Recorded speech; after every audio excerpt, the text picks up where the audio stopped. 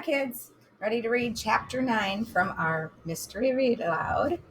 This is called The City in the Sky. Now, we've already heard that term in the last chapter, so let's see what the city in the sky brings us as far as clues or suspects or answers to any of our other suspects or clues. Inside, a young woman sat at a desk issuing tickets for the museum. We can ask her if she's part of the Readiness Society, Bunny suggested. I don't think we should be so obvious, Henry said. The person we need to find is supposed to speak of lost things. I have an idea. He went up to the woman. Hello, do you have a lost and found? What did you lose? The woman asked. Found items are in a bin in the director's office. I can call and find out if your item is there. Oh, Henry said, suddenly at the loss for words. He hadn't expected the woman to ask him about a specific item. Well, I didn't lose anything, he told her. I was just wondering. Thank you. The woman gave a confused look and then shrugged, turning to help the next person in line. They walked away so she couldn't overhear them. We can't just walk around asking museum employees if they know about lost things, Henry said. Well, let's look around, Jessie said. I'm sure we will find a clue here. As they explored the museum, the Aldens were amazed to see all of the beautiful pottery on display. Some of it had geometric designs and elaborate patterns. Other had images of animals. I like the animal ones, Benny said, but I also like the little pottery people. What little pottery people? Jessie asked, coming over to Benny. Inside the case in front of Benny were pottery figures of people with lots of tiny children sitting on laps and heads and shoulders. Violet looked at the plaque next to the case. The description says these are storyteller figures. See how the biggest figures have their mouths open like they are singing or talking? It says the storyteller figurines were first developed by an artist in another pueblo, the Cochiti Pueblo, to honor the artist's grandfather. He was a storyteller who told about the history of their nation. Some Acoma potters started making storyteller figures too. Oh, I like this one, Benny said, looking at a child listening to a story while they were sitting on a turtle. His voice trailed off. A turtle? Henry said, leaning over the case to get a better view. It's got the same black and orange lines and the same patterns as our turtle, Violet said.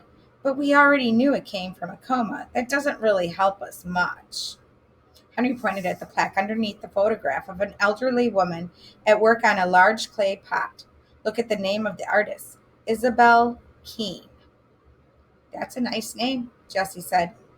It is a nice name, but I meant look at the capital letters, the I and the K, just like the I and the K on the bottom of the turtle. IK Acoma.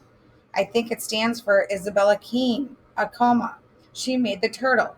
We need to find her and give it back to her. This is kind of cool. This is a picture of the pottery figures that they made and the little geometric designs. Kind of cool. And I guess that would be a picture of Isabella Keene. Interesting. Interesting. Get back to my page. Here we go. Violet read the information on the plaque. Isabella Keene has won many awards for her distinctive pottery. She began to make pots as a child and has continued to experiment with forms and patterns. She uses both traditional designs and those she developed on her own. I don't know if she still lives there, but we can ask if someone knows her, Jessie said. They asked the girl at the ticket counter. She is up on the mesa on some days. I don't know if she is there today, the girl answered them. I've already got tickets for us, Grandfather said. Let's find our bus. They boarded the small bus and sat down with the other tourists. Right before the bus pulled away from the parking lot, a young man got on and stood at the front. He talked at the bus headed for the mesa. Hello, my name is Brian, and I am a member of the Acoma Pueblo, he said. I've lived in this area my whole life. Part of the year, I'm a student at the University of New Mexico. The other part of the year, I come home and give tours. I'm studying history at school and plan to become a teacher, so I hope you will have a lot of questions for me. One woman asked, Do you live on top of the mesa? No. There is no regular supply of electricity and no running water. A few people live at the pueblo full time, but most families live in other towns close by. They come up to the mesa to stay for holidays and special ceremonies. A boy sitting next to the bus driver said, Why isn't there electricity? Well, that's a good question, Brian said. The Acoma Pueblo is a special place to us. We keep it that way because it's the way it was to be remembering our past and preserve the original Pueblo culture. We want to keep a sense of our history. The Pueblo had been occupied for nearly 1,000 years, and our people went through many hardships to hold on to the mesa when other people tried to conquer the land. Much of the land below the mesa was taken away from us, so we are determined to protect Sky City. They pulled into a small parking lot at the top of the mesa. Before they got out, Brian said, You will see many pieces of pottery being sold by local potters. We have a very long tradition of making pottery. Many times, the methods and steps an artist uses to make the pottery is part of their culture too. So once an object is completed, it can hold a story of its own, both of the artist and of the culture. One of our most famous potters, Isabella Keene, used to search for pottery shards, which are broken bits of pottery, so that she could learn what designs our potters used hundreds of years ago. She took those designs and then used them to create her own. But in doing so, she gave them a special link to the past. Then he whispered to the other elders, He said her name. He talked about Isabella Keene and her stories. Do you think he is the one? No, remember, Benny, we are looking for a girl. The clue said the story on the back will help you find her last name. Oh, right, I forgot, said Benny. As soon as they got out of the bus, they were surprised at how cool the air felt and how strong the wind was blowing. Bits of sand swirled around their legs. Brian explained, It's like this because we're so high up. Benny turned slowly around in a circle as he looked up at the sky. The sky is very big here, he declared. Tour guide laughed. It does look big with so much open space around us. What a terrific view, Jesse said. Everyone agreed. They followed Brian around as he told them the history of the Pueblo. There were many artists sitting at tables displaying their work. The Aldens walked up to a man. Hello, the man said. Are you enjoying the tour? Very much, Violet replied. These are terrific, as she looked at his small pots. They remind me of the designs Isabella Keene did. We saw a display at the museum about her. The man nodded. Oh, she is a great artist and has influenced many of the potters here. Do any members of her family live here now? Jessie asked. We have something that might belong to her. Just then, the screen door to one of the houses opened and a young woman walked out. First things the Aldens noticed about her was her purple sweater. The second thing they noticed was the silver owl necklace that she wore. The children looked at each other. They were all thinking she might be the person they were supposed to find. She brushed back her shiny hair away from her face, and then they saw her earrings. The earrings had the same black and white pattern that they saw in some of Isabella Keene's pottery. Hello, the woman said. I could hear you from inside. My name is Christina Keene. I'm Isabella's grandniece. Well, we have something that might belong to Isabel. Jessie took the turtle out of the bag and unwrapped it and handed it to Christina.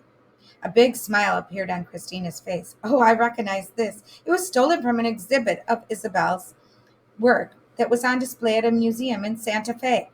I swore that if we ever got it back, I would help return other lost things, she said. There are people who do that, you know. It's a very important job. Children exchanged a look. This might be the agent they were looking for. Speaking of lost things, Henry said, have you ever heard of the Redimus Society? Christina winked and then took a cell phone out of her pocket. She punched in a number and then spoke into the phone. This is Christina Keene. And I'm reporting for duty, Mrs. Silverton. She listened and then said, I understand. I'll call again before I board the plane. So this belongs to you, Jessie handed her the duffel bag that contained all the boxes. Christina took it and put the strap over her head so the bag rested on her hip. I'll take good care of it, she said. Brian walked over to them. Hi, Christina. It's our time for our group to keep moving, he said to the Aldens. Hi, Brian. Christina put her phone away. I'll take charge of this family and have them back on the bus on time, she told him. They are friends of a friend, and I'd like to talk with them. Brian hesitated and then said, Well, okay. I suppose, well, don't lose them. I'm supposed to be responsible for them. I know, and don't worry. I used to give those tours when I was younger. I never lost anyone. All right. See you in a bit. This way, he said as he led the rest of the group away.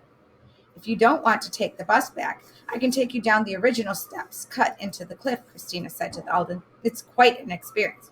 But I do have to warn you. The steps are very, very steep. Sometimes you have to use handholds cut in the wall. Grandfather shook his head. That is not a good way down for me, but it would be fine for the children. Yes, let's do it, Henry said, and the others agreed. Wonderful. Christina turned to Grandfather. Mr. Alden, did you get the message from Emilio? I did, he said. We'd be happy to give you a ride. Are you coming with us back to Connecticut before you leave? Violet asked. No, I thought I wasn't leaving for a few days, but the departure has been moved up. The Redimus plane is waiting for me at a private airfield near the airport. You're going to drop me off there and pick up your dog. Emilio told me Watch is fine. He's made friends with the airfield manager. Oh, I'm sure he did, Grandfather said. You'd better start down so we can get to Albuquerque in time. I'll see you in a little while. After Grandfather went to rejoin the group, Christina led the Aldens to the top of the path. We'll do single file, she said. I'll go first. Just take your time, and you won't have any trouble. Jessie wasn't so sure. She looked down the stone steps they had notched in the cliff. There were handholds carved into the stones on either side of the path. Benny, you'll have to be very careful, Jessie warned. Oh, I will, Benny said. They started down. Jessie went last. She could call out to Benny if she thought he was going too fast. Steps turned out to be easier to get down than it looked, and soon Jessie was happy they decided to take the path. She was listening to Violet describe the colors of the stone when a sound came from behind them, and then a woman's voice cried, Ouch! Jessie looked back, but the path had curved and she couldn't see anyone. Are you hurt? She called, thinking someone might have fallen. No one answered. Jessie and Violet stopped. They listened but didn't hear any sound. Well, that's strange, Jessie said. Should we go back and look? That voice sounded familiar, Violet said. Jessie didn't understand why Violet suddenly looked scared. I think it's Anna Argent's voice, Violet whispered. She's following us. Let's catch up to the others.